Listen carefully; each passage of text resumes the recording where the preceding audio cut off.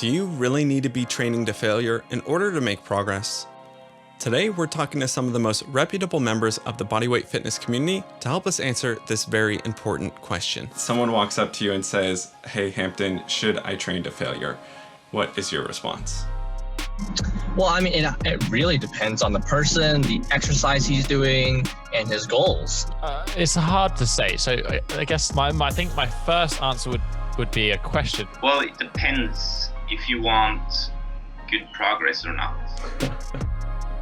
So this video will give you some insight into what the correct answer is for you, because as you'll soon see here, there's a lot more to this question than a simple yes or no. And yes, this video is highly inspired by Jeff Nippard's video on how hard you should train.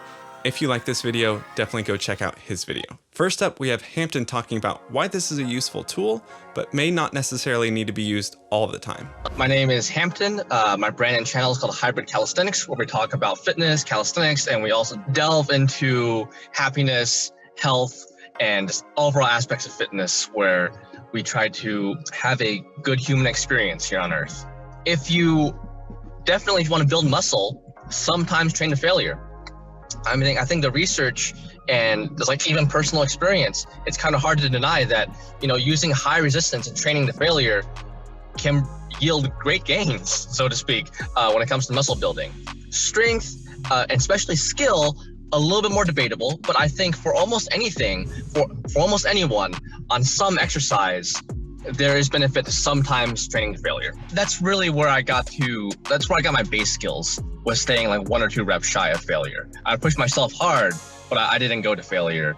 Every once in a while I would try it, but it wasn't part of my structure, I guess. I then asked Hampton his thoughts on workout plans that just suggest doing basics like pull-ups or push-ups to failure, and whether he thinks they're effective or not. That's a great point. Yes, theoretically, training to failure can yield great muscle gains. But if you're a newbie and you're sore for 3 weeks after that, and you twist your elbow and you fall on your head and you're out of commission for 3 months, well, then functionally it didn't really help, did it? Right? So, like this idea, which might stem from self-hatred, I don't have a source on that we need to punish ourselves with pain and that's how we grow, is not always necessarily true.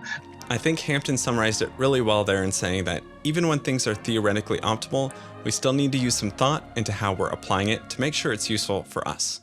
The next person we're talking to has a bit of a different take on failure training and makes some really good points on why it's essential. My name is Sondre. I've been doing calisthenics, bodyweight training, whatever you want to call it, and handstanding, movement training for about 10 years now. I'm a strong believer in training to failure. I believe it's the only proper indicator we have, and without it, the risk is just too high, not knowing sort of what potential you have. And you could program without failure. It would be, in my opinion, much more risky, because you would have to use a set amount of repetitions, and you would need to have a program that is very decided. So you have a program, and this week I'm doing this many sets, this many reps.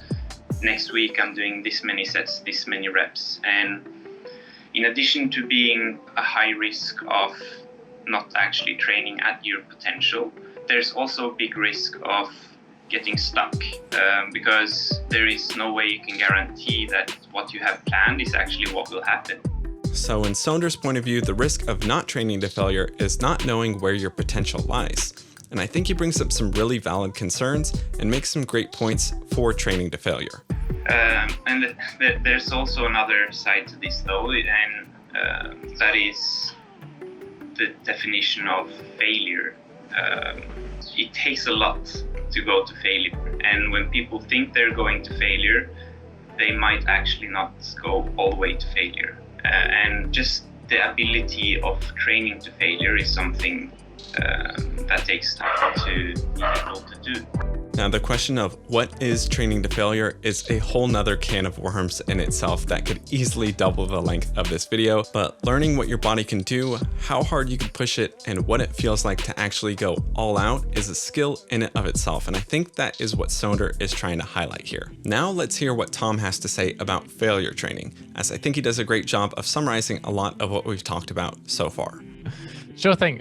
So I'm Tom, aka the Bodyweight Warrior. I make videos here on YouTube as well, primarily to do with bodyweight training and then the associated sort of flexibility, handstands, and all of that sort of fun stuff. I think my first answer would be a question, and it would be like, how long have you been training? There's several questions to go off that, but really, I feel like how long you can be training is probably the big one. If you're a beginner, really no need to go to failure. Just by doing some sort of physical activity, by applying that stimulus, you're going to get pretty good progress. You don't need to push yourself to that point. If you've been training a little bit longer, if your training ages are higher, then certainly to keep making progress, we need to keep testing our body in different ways, and failure can be a useful tool. We spoke briefly about the comparison between sort of Jeff Nippard's take on this, and certainly a big fan of him, and obviously that's down to more of a bodybuilding, weightlifting focus, and there does need to be a difference made between bodyweight training and weight training, because certainly bodyweight training is going to be less intensive. Although it is hard, it's still intense. I think just from a tax perspective on the central nervous system, it's not going to be the same.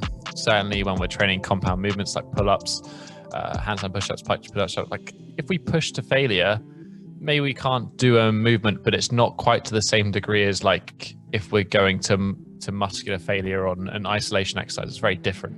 There's usually going to be some more technical aspect that's going to limit our ability to perform an exercise before we reach that muscular failure.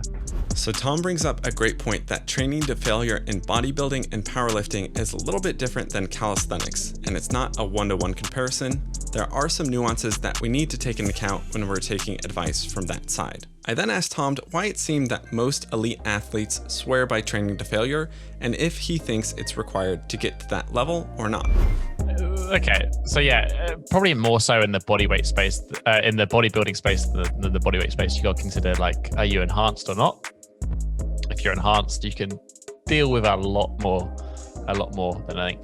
I don't actually think training to failure is inherently bad. It's more like how frequently are you training to failure? That's probably going to be the biggest kicker. Certainly if you're a normal bodyweight athlete who's doing maybe an upper lower split, training upper body twice a week, or you're doing push-pull legs, realistically with that training volume, you can get away with training to failure. I just wouldn't do it on every set. It's not so much the taxing aspect of it. It's more just like how much it'll impact your session. Just think, if you go balls to wall on your first set of every single exercise, your first exercise might be okay, and then everything after that's just gonna suck. Right? If you're actually going to failure. So realistically, I don't know if it's required to get to that level, but certainly you need to push yourself. So whether that's failure or not, I always like Charles Poliquin's take on RPE. He's like, he wasn't a big fan. He was like, if we're doing a set of 5, the set of 5 is hard. Like if we're doing a set of 3, the set of 3 is hard. It doesn't really matter what you're doing. It should be challenging, unless explicitly the intent is to make it easier. And that right there is what I want you to take away from these conversations. We need to be training hard. And I think this applies to many things outside of just our training lives. If it's easy, there is probably room to be doing it better. Yes, there are ways to force progression, and knowing when and where to use those is a skill all in itself. And that's why there are so many different opinions on when and where you should be using them. But that's it for this video. If you want to see the full uncut versions of these interviews, they will be coming out in the next few weeks. So get subscribed with notifications on, and you'll be the first to see them. Please go and check out all these creators, all their socials, all their stuff. A huge thank you to everyone for helping me make this video. It really was a dream come true for me. And I don't know if I've peaked this early in my career, but it does seem like I might have. But until next time, good luck on your training. Peace.